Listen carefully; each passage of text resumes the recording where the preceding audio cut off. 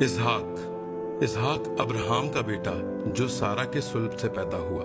خدا نے ابراہم سے وعدہ کیا تھا کہ وہ اسے بیٹا دے گا، اور یہ بھی کہا تھا کہ وہ اس کا نام اسحاق رکھے۔ اس وقت ابراہم کی عمر 100 برس تھی اور سارہ کی 90۔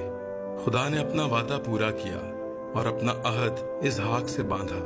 اسحاق کے لیے خدا نے ابراہم کو آزمایا اور اسحاق قربان ہونے کے لیے تیار ہو گیا تھا، مگر خدا نے اسحاق کی جگہ مینڈا مہیا کیا اور پھر وہ اسحاق کی جگہ قربان کیا گیا۔